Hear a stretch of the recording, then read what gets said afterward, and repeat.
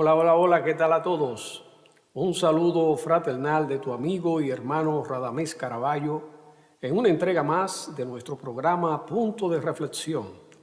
Tal cual le habíamos prometido, a partir de hoy iniciamos una serie de programas que buscan desentrañar de la historia dominicana verdades ocultas, documentos que demuestran aspectos de la historia que han sido ocultados o tergiversados con el avieso interés de que el dominicano no conozca la verdad histórica.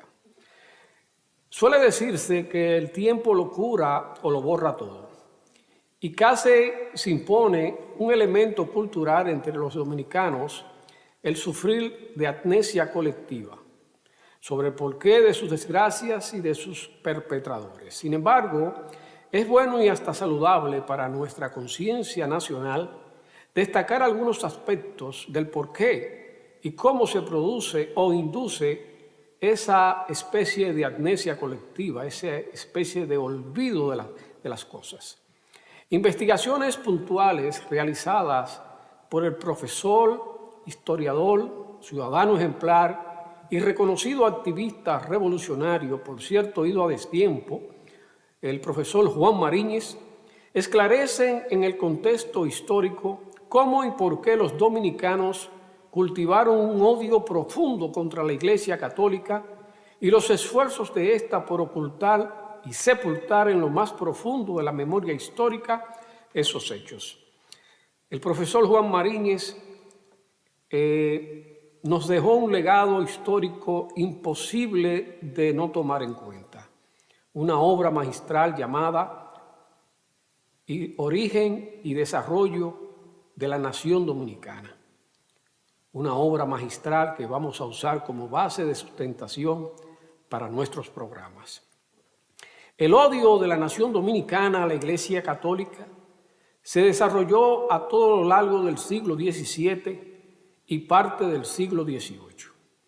Importantes documentos provenientes de la misma Iglesia Católica aportan elementos inequívocos e irrefutables de ese odio de los dominicanos contra esa entidad religiosa.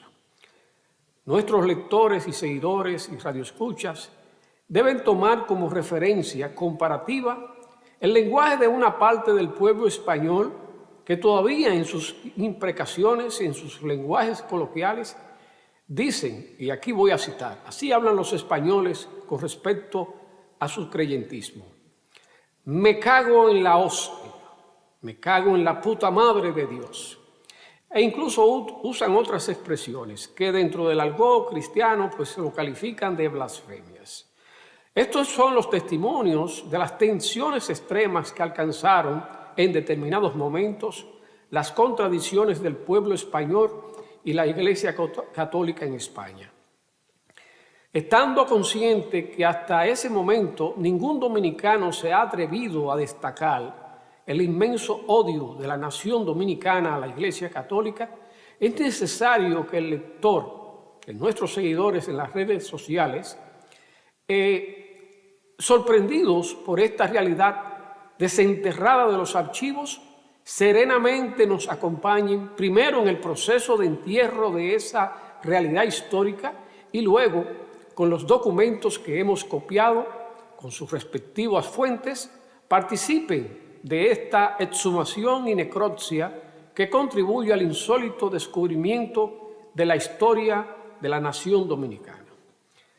Este entierro en el olvido no se hizo solo por casualidad ni en una sola etapa. Veamos pues cómo se define este proceso. Bajo la dominación colonial española no se cultivó la enseñanza de la historia en la cosa esa llamada Universidad de Santo Domingo. Solo la tradición a lo largo de los siglos XVII, XVIII y XIX guarda envuelta en leyendas algunas estampas de los hechos.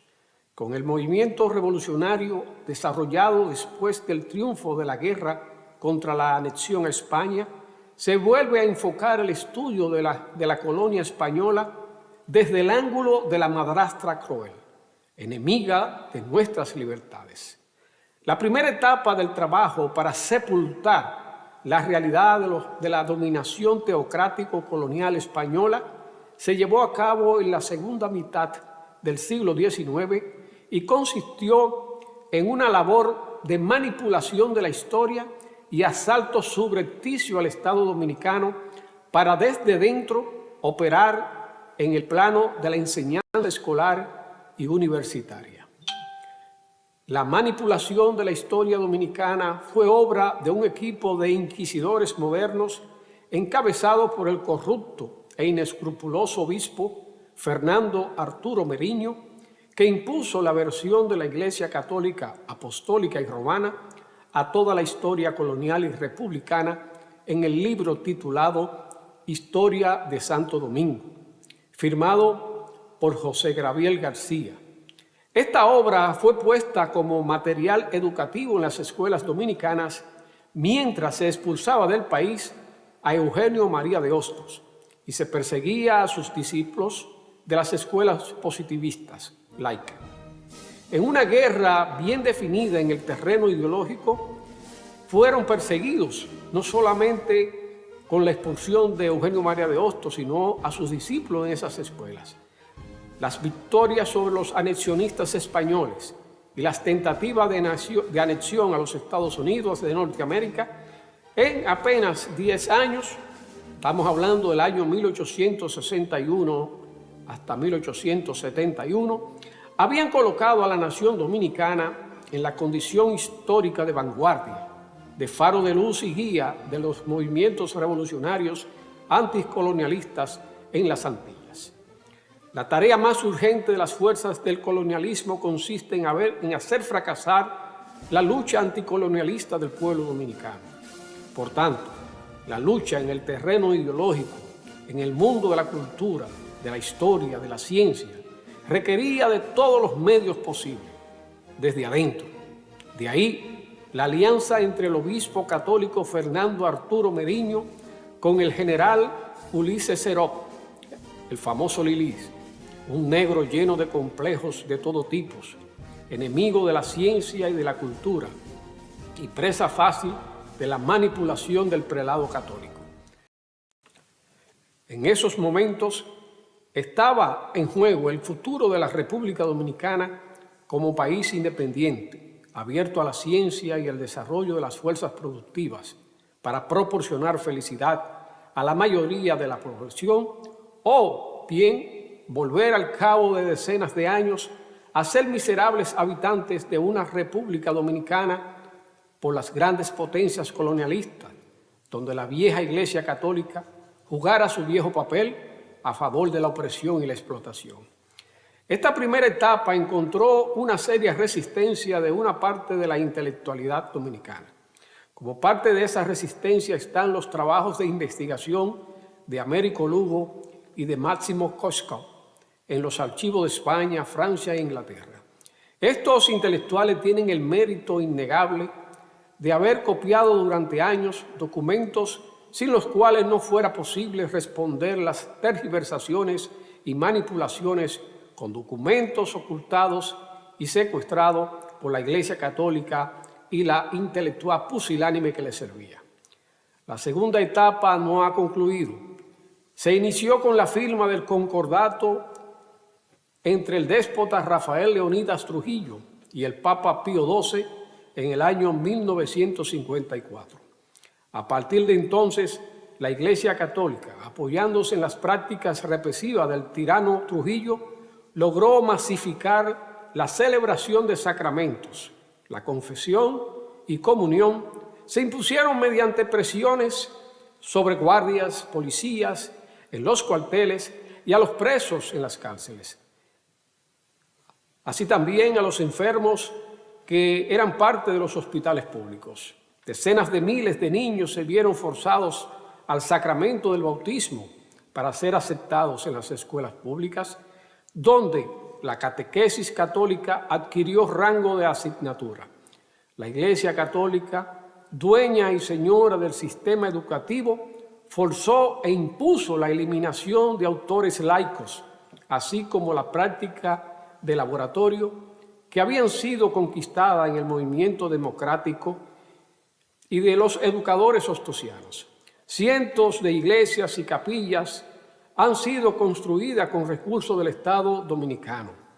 En la actualidad, organismos del Estado dominicano inician sus labores después de habituales plegarias e invocaciones mágico-fantásticas a divinidades del mundo católico, en sustitución del canto del himno nacional escrito por el maestro ostosiano Emilio Prudón.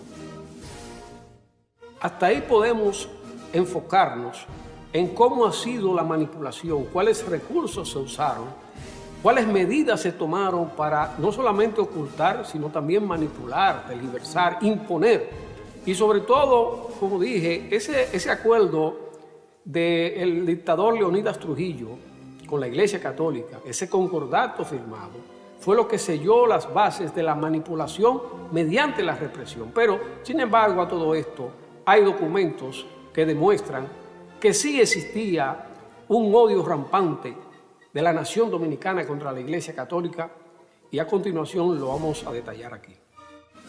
Según Francisco, arzobispo de Santo Domingo, en carta enviada a Su Majestad el Rey de España el 15 de septiembre de 1662, donde se queja que la población de la ciudad del Ceibo y sus alrededores no asistió al entierro del cura párroco de la ciudad.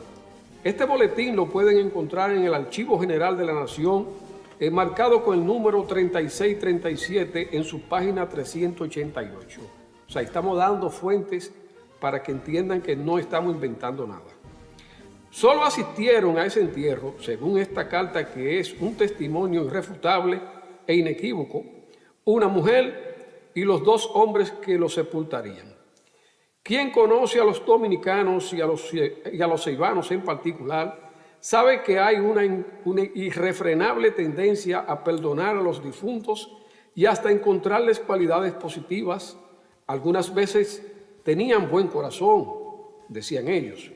Mantener esa actitud de encono hasta el punto de no asistir al entierro del fenecido cura evidencia hasta qué punto el representante de la Iglesia Católica no era visto como un ser humano, igual que los demás hombres, sino como un monstruo, una bestia dañina que solo merecía ser devorado por las lauras y otros carroñeros. El mismo obispo, en carta enviada al rey el 22 de mayo de ese mismo año, informa que hizo un recorrido y en numerosos poblados los habitantes no sabían ni aún las oraciones del Padre Nuestro y el Ave María. Esta obra citada en la página 385 del mismo boletín que le acabo de enseñar anteriormente.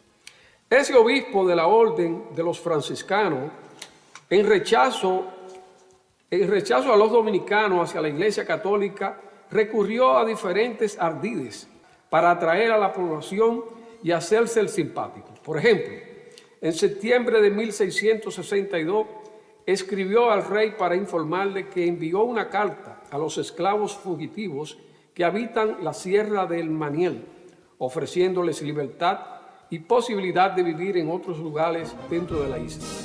Sin poder ocultar el odio de estos negros rebeldes hacia la Iglesia Católica negrera y esclavista, el obispo le dice al rey que estaba diligenciando acercarse a ellos y procurar hablarles.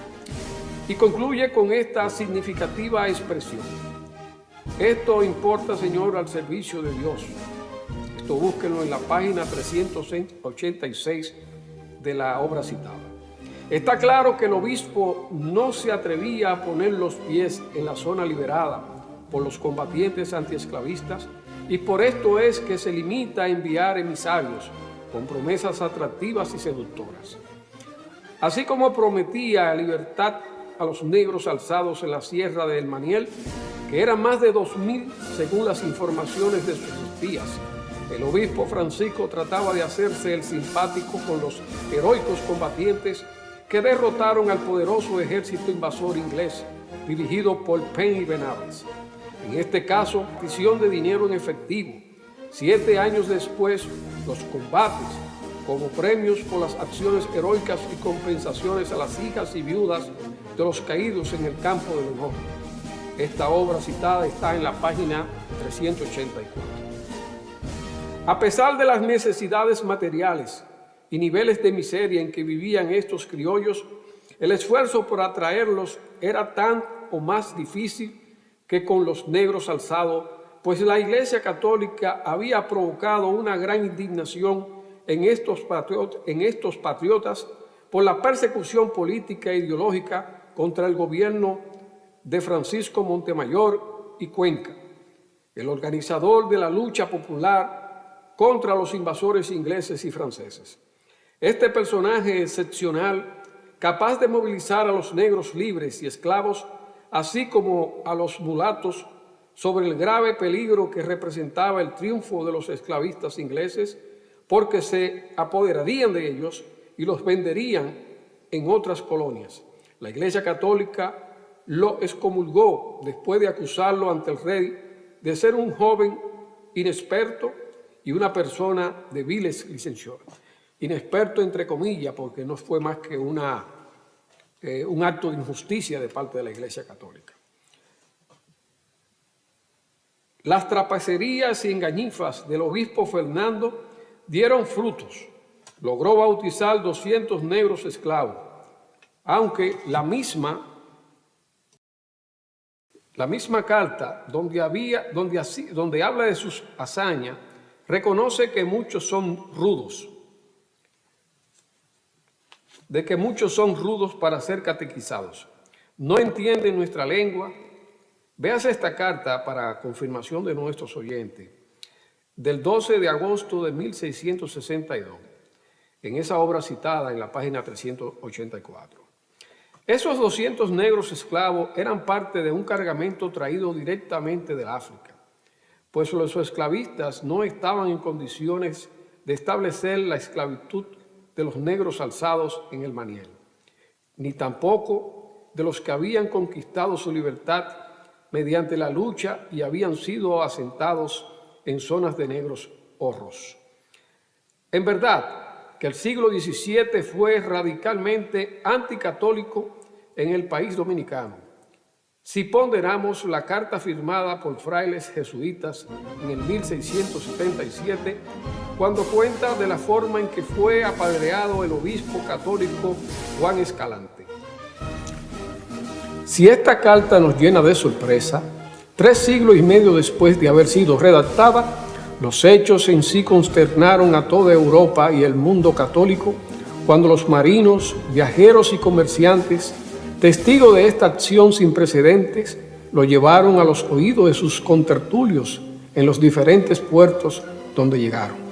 El documento escrito en negro sobre blanco y que sirve de testimonio hasta nuestros días nos llena de asombro porque jamás imaginamos que una cosa similar pudo llevarse a cabo en esta isla y que fueron nuestros ancestros los protagonistas de una acción que nos llena del más saludable orgullo nacional, pues creíamos que esto apenas había ocurrido en Europa, en el caso de las defenestraciones de Praga. El original de la carta reposa en el Archivo General de Indias de Sevilla, España, en el Boletín de Archivo General de la Nación, agosto del 1942, colección de Americolum, en la página 324. Es bueno que ustedes conozcan esas referencias para que sirvan de confirmación a lo que aquí estamos diciendo. Veamos. Crecía el ciego arrojo e indignación, y así tomaron piedras para acabarle, si pudiesen, apedreándole de noche y de día por las ventanas y balcones de sus palacios arzobispales. Esta carta de 3 capellanes de la Compañía de Jesús al rey en marzo de 1677. Es breve, pero es sustancioso saber cómo era la reacción del pueblo dominicano.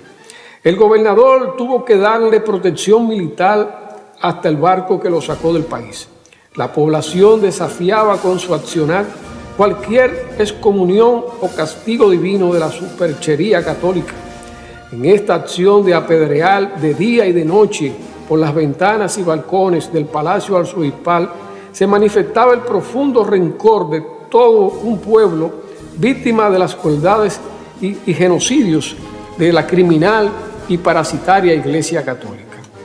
El odio contra la Iglesia Católica fue apenas un elemento de los rasgos culturales que forjaron la nación dominicana en el siglo XVII, pero fue el más importante de todos.